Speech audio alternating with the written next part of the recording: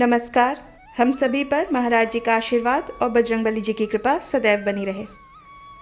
आज के इस अंक में मैं आपको कुछ ऐसा बताऊंगी कि अगर आपने उसका पालन कर लिया तो आप चाहे पूजा पाठ करते हो या ना करते हो, समय नहीं मिलता हो, आप पूजा पाठ नहीं कर सकते हो, लेकिन एक विशेष समय पर आपको एक विशेष कार्य करना है।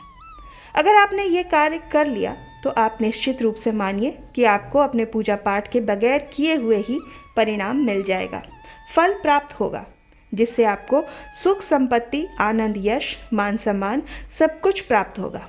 एक ऐसी बात मैं आपको बताने जा रही हूँ, ऐसा एक साधन आपको बताऊंगी जो कभी निष्फल हो ही नहीं सकता। तो आपने सुना होगा कि ब्रह्म मुहूर्त के बारे में। ब्रह्म मुहूर्त, ब्रह्म का मुहूर्त, ब्रह्म का समय। ये समय होता है जिस समय ब्रह्मांड की समस्त शक्तियाँ जागृत अवस्था में होती हैं।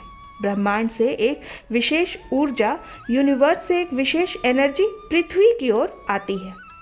उस समय यदि आप जागरण करते हैं तो उस जागरण मात्र का भी बहुत बड़ा फायदा है। किसी भी विशेष समस्या का समाधान यदि आप उस समय जागृत हो जाते हैं तो आपको प्राप्त हो जाता है, क्योंकि उस समय सभी ऋषि मुनि, महात्मा, देवता भगवान का ध्यान करते हैं। सभी भगवान के साधना में लीन होते हैं और उनके शरीरों से जो एनर्जी निसृत होती रहती है वो एनर्जी संपूर्ण संसार में भ्रमण करती है। और जो भी साधक उस समय कोई भी साधना करता है उसे सफलता मिलती ही मिलती है। बहुत कम प्रयास में बहुत अधिक सफलता इस समय प्राप्त होती है। इसलिए इस ब्रह्म मुहूर्त का विशेष महत्व शास्त्रों में बताया गया है। ये समय सुबह 3 बजे से 5 बजे के मध्य माना गया है। ऋतुओं के अनुसार थोड़ा बहुत समय में परिवर्तन किया जा सकता है। इस समय यदि आप कर सकते हैं तो आप विधिवत साधना करें, भगवान के लिए दीप प्रज्वलित करें, उनके मंत्र का जाप करें, उन्हें भोग लगाएं, क्षमा याचना करें और जो भी मांगना हो वो मांगे।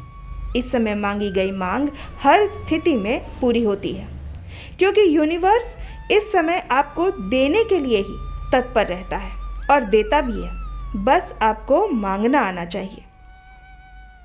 परंतु जिन लोगों के पास इस प्रकार निश्चित समय पर साधना करने का वक्त नहीं है, उन लोगों के लिए मैं एक साधन बता रही हूँ। कृपया इस साधन को पूरा सुने और वीडियो को अंत तक पूरा देखें। देखिए, जो लोग बहुत व्यस्त होते हैं, अगर वो अपनी नींद के हिस्से में से थोड़ा सा समय निकाल लें और 3 बजे से 5 बजे के बीच में किसी भी समय पर जब वो कंफर्टेबल हो उस समय जग जाएं। कुछ नहीं करना है, आपको बिस्तर पर ही बैठे रहना है, थोड़ा फ्रेश हो जाना है जिससे आपकी नींद जो है वो हट जाए। बिस्तर पर ही आप स्वास्तिकासन यानी पालथी मार के बैठ जाइए। दोनों हाथ जोड़ लीजिए। दोनों हाथ जोड़ने के बाद आंखें बंद कर लीजिए और भगवान से प्रार्थना करिए कि हे प्रभु, मैं इस लायक नहीं हूँ कि आपकी पूजा, उपासना, साधना कर सकूँ।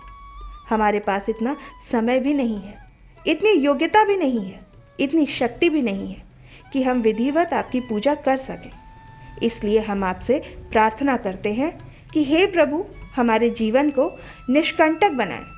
हमारे दैनिक कार्यों में, हमारे जीवन में आने वाली सभी समस्याओं का निराकरण करिए। हमें हमेशा रोग मुक्त रखिए और पर्याप्त मात्रा में धन, संपत्ति, यश और सम्मान प्रदान करिए। हम आपके पुत्र हैं और पुत्र पिता से ही याचना करता है।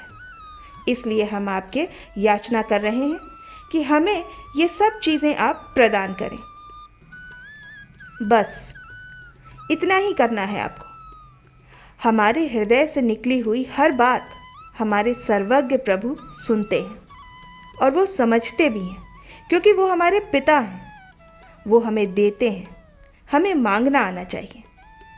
ये शब्द मैंने बोल के अब बताई हैं आपको। आप इन्हें अपने मन ही मन करिएगा और अंतर हृदय से ये प्रार्थना आपकी जो है बिल्कुल अंतर मन से निकलनी चाहिए। प्रार्थना में बहुत बड़ी शक्ति है। महाराज जी हमेशा प्रार्थना को सर्वोच्च बताते थे। प्रार्थना से ही वो कार्य हो सकता है जो किसी भी साधना से नहीं हो सकता। प्रार्थना की शक्ति सर्वोच्च शक्ति है। तो इस तरह से जब आप 5 मिनट भगवान को दे दीजिए और जो चाहिए वो आप उनसे मांग लीजिए। लेकिन ये क्रम आपका टूटना नहीं चाहिए। उसी समय पर आपको ये प्रक्रिया करनी है। एक निश्चित समय पर आप करेंगे। बस 3 से 5 के बीच में जो भी समय आपको उचित लगे उस समय पर आप ये कर लीजिए, लेकिन ये क्रम आपका चलते रहना चाहिए। आप पूजा कर रहे हैं, आप मान लीजिए, ये मान के चलिए कि यही मेरी पूजा है और इसमें न किसी प्रकार के नुकसान का कोई खतरा है।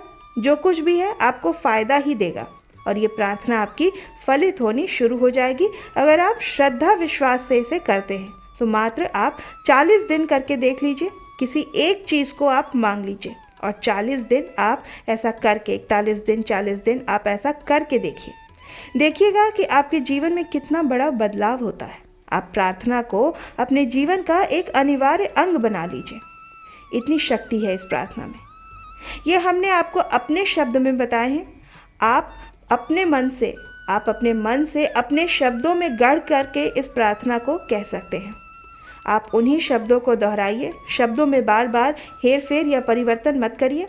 हर समय का मतलब प्रतिदिन आप इसको दोहराते रहिएगा। यदि आपने श्रद्धा और विश्वास से इस प्रार्थना को किया तो आप निश्चित मानिए कि आपके जीवन में उत्थान ही उत्थान होता चला जाएगा और भगवान की कृपा आपको अवश्य मिलकर ही रहेगी। तो मैं आशा करती हूँ कि आज की ये जानकारी आपके लिए उपयोगी होगी। आप अपनी प्रतिक्रिया हमें कमेंट सेक्शन में लिखकर ज़रूर बताइएगा। हम इस अंक को यहीं विराम देते हैं। मिलते हैं आपसे अगले अंक में।